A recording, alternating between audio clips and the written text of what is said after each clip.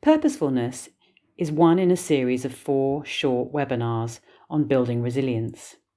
Many people feel that resilience is something you're either born with or not, but it's possible to become more self-aware and develop stronger internal resources to support ourselves both physically and emotionally.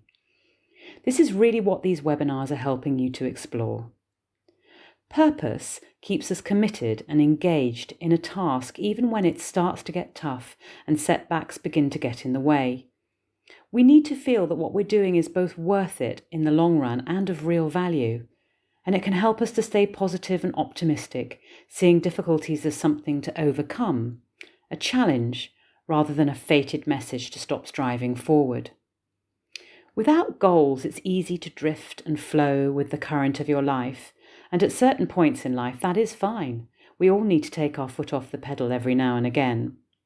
But purpose comes into play when the decisions that we make push us forward, even when a small voice in our heads may be trying to tell us that it might not happen for us at all.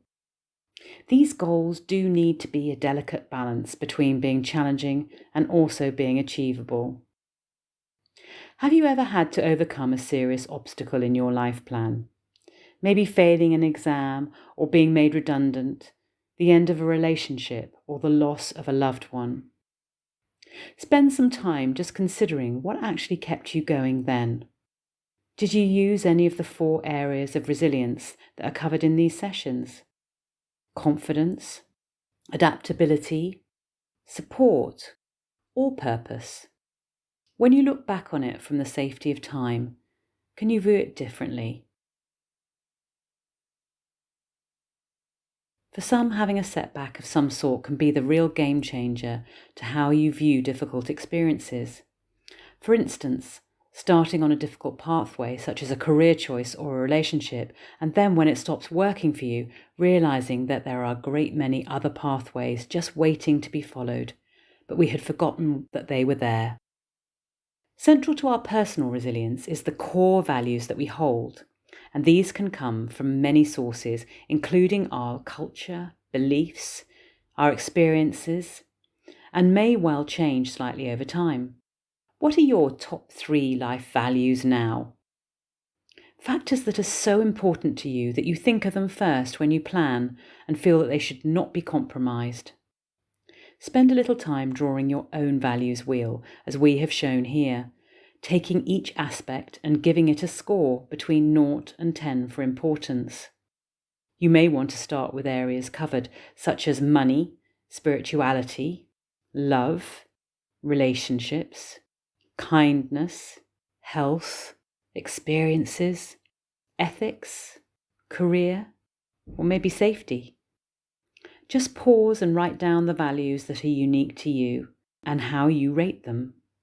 If you're not sure how to rate them, just think, how much would you forego to maintain each value? So has there been an incident in your recent memory when your decision-making was clearly influenced by any of the core values that you've identified? It can be helpful to share this with a partner or friend who might give you the outsider's view on their perception of your key values or qualities, maybe something you've forgotten. Are there some values, such as your health or relationships, that you feel you would like to invest some time in improving further? What needs to happen or not happen to help you achieve this? It's a natural progression to cover stress and our responses to it in this section, not only because it's a serious role to play in our well-being, but because it can impact our sense of achievement. Stress is the adverse reaction that people have to excessive pressures or other types of demands that are placed on them. It's not an illness, but a state. If stress becomes too excessive and prolonged, mental and physical illness may develop. If we consciously decide to use helpful coping strategies, such as delegation or letting go of what we can't control, or self-care, such as exercise to calm down our stress, it can have a powerful impact on our personal resilience and maintain the drive to help us to keep moving forwards. If you look at the graph in front of you, which is called the pressure versus performance curve, it illustrates how we behave when we're put under pressure from a range of sources. It may be situational. For instance, living somewhere where you don't want to be. Maybe it's overcrowded with people who aren't friends with you, in a neighbourhood that doesn't feel a safe haven. Maybe social, such as relationship pressures with your team or friends or family. Physically, maybe living with long-term pain or a disability or emotion, feeling bullied or pressurized to do something that you don't feel sure about doing. If we were robots, the graph would show a straight line. As pressure increases, so our performance increases. But we aren't. And so we do eventually reach a tipping point if we aren't able to take some of the pressure away. It is at this point that we start to have both physical and mental symptoms of stress, struggling to go to sleep, having racing thoughts, losing our confidence, and feeling overwhelmed. It can become difficult to decide or concentrate on what you need to do next. Life can be really exhausting. If you've ever been in this position, you might remember what your warning signs are that you are hitting the tipping point. For some, it manifests itself as a short temper, a sign of needing help, but which often does the reverse and actually drives people away. We tend to show this behaviour in front of people we love, rather than the source of our stress. Our emotional blowout may be about something completely unrelated. It's the straw that's broken the camel's back. There are many positive ways of reducing stress, and one of the best is to share how we are feeling. Here are some questions that you can discuss with a friend or work colleague, each taking something that's currently impacting you. Here are some guiding questions for your discussion. Are my feelings about this stress based on facts, or am I making some assumptions? Are there any aspects that I can change? And if not, can I let any part of this go? What are my real priorities? Can I delegate any of this to someone else? We often don't do this when we're struggling, unless someone asks us if they can help. What can I do that is helpful, and what can I do that is unhelpful? Maybe for some, their unhelpful strategy is knowing what the helpful one is and just not doing it. If you can, please give yourselves at least 10 minutes to discuss these questions. If we remain calm and logical when life becomes difficult, it can help us to make the most advantageous decisions when under pressure. Over time, we've heard lots of great coping strategies, and here are some of them. Tell the person who needs to know that you are stressed, and that is why you're behaving in a particular way. Do breathing exercises to help keep calm, such as square breathing. So take a square in front of you and breathe in or out at each corner. So breathe in, hold for 3, breathe out, and hold for 3. Breathe in, hold for 3, and breathe out. Starting the day on a positive note by stating 3 things that you're grateful for.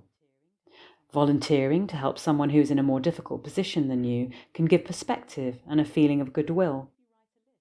Maybe write a list or sketching out your thoughts on a page like a spidergram. Using mindfulness or meditation all come up regularly as good coping strategies. Of all the coping strategies, when we're feeling stressed, one of the most effective is physical exercise. Because 2 of the natural behaviours we are motivated towards when we are anxious or stressed are fight or flight. The third one's freeze. Our heart rate is raised as adrenaline and cortisol pump through our system. Acid drains into our stomach to clear any remaining food, and we're called to action. So going for a run or a fast walk will take the adrenaline down and replace it with positive endorphins to help us feel better, calmer, and to think more clearly. We've known about this for a long time. In 1873, Edward Stanley, who was Prime Minister of the UK at the time, is quoted as saying, "Those who think they have not time for bodily exercise will sooner or later have to make time for illness." The evidence is now very strong in a number of areas, including reducing cancer risk, cardiorespiratory health, and helping to maintain our energy balance, amongst many other benefits. In fact, if a medication existed that had a similar effect on preventing disease, it would be hailed a miracle cure. That's from the Department of Health. However, only about a third of us are reaching the Chief Medical Officer's guidelines of 150 minutes of exercise each week, where you've raised your heart rate and are slightly sweating. You can do this in batches of 10 minutes. If you're currently doing less, what might your motivation be to do more? It could be for fitness, which helps us feel less vulnerable, for health, to feel connected as part of an exercise class, to be confident enough to go further and escape the crowds, to be flexible, or maybe just change shape a little. It's sometimes helpful to start by something you're already familiar with from a time when you did move more, maybe swimming, or walking, or cycling to work. If you did do more than you are currently, what might happen? If you continue at your current level, what will happen? Spend 5 minutes discussing with someone what your hopes and goals might be around increasing your exercise and what you need to do to kick off the process.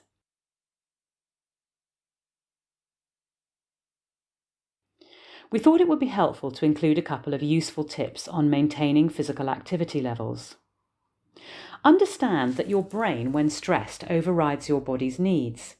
It says that it's exhausted after a day of decision making, forgetting that your body has not moved that much during the day. You can get your energy back by doing some exercise rather than lying on the sofa after work. Create some achievable short-term wins alongside your long-term plans, so that you can feel good about what you've achieved as soon as possible. Use technology to keep a track of your progress and tell lots of people what you're doing so that they can join in or at least encourage you. Become aware of your unhelpful habits that might stop you, such as talking yourself out of going to the gym when it's cold, and put a plan in place to maintain your motivations, such as going with a friend or rewarding yourself when you come back. If you think you're likely to lapse, put a plan in place and know that lapsing does not mean giving up altogether. It's natural. At HemeNet, we put together some great links and ideas to help get you motivated on the health professionals section of the website. In this section, we've covered 4 different exercises which may help you build up your resilience, considering the range of personal values and beliefs that give you the purpose to keep going even when things may be feeling tough.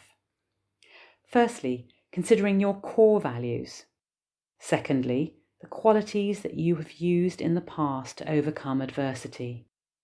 We then covered stress management questions, including the helpful coping strategies that you might find beneficial, before finally considering the role that physical activity may have in supporting your personal resilience by becoming as fit, healthy, confident and positive as possible. You may want to go back over this section again, or now move on to one of the other videos in this series, considering further aspects that make up our personal resilience.